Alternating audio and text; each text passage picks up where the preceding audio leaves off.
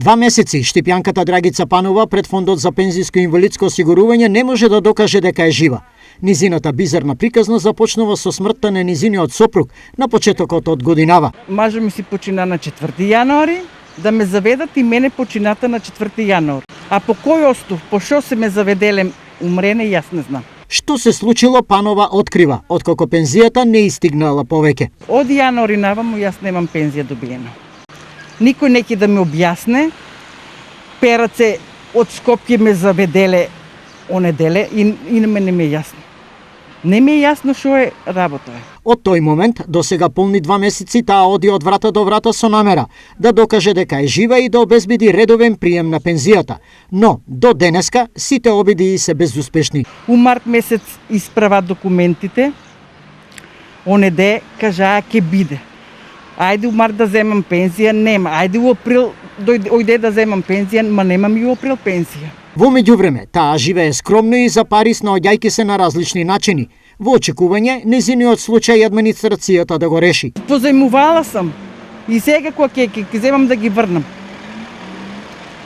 Што да правам? Кажете ми што да правам јас без пензија?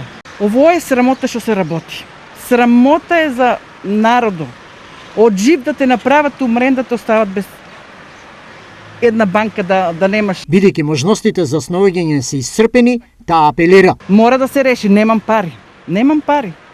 Што да правам? Па потпунува потврда за живот. Ке биде, викам кога ќе биде, немам банка пари у мене. Од друга страна, од фондот во врска со случајот велат. На 24 март испративме известување до одделението за исплата на пензии во Скопје, од каде повторно побара документ за лична идентификација и оформен документ за живот.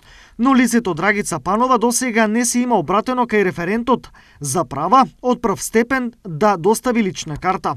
Доколку се јави, ние ќе го оформиме предметот и ќе го доставиме до Скопје, со што незиниот проблем ќе се решава. Информираат од подрачната единица на Фондот за пензиско и инвалидско осигурување од Штип. Колку администрацијата ќе биде експедитивна во случајот со Панова повторно е неизвестно, но случајот не трпи одлагање. Случајот кој е еден од навистина ретките заслужува не само внимание, туку и итно решение, а тромоста на администрацијата уште еднаш покажува колку е болна за граѓаните.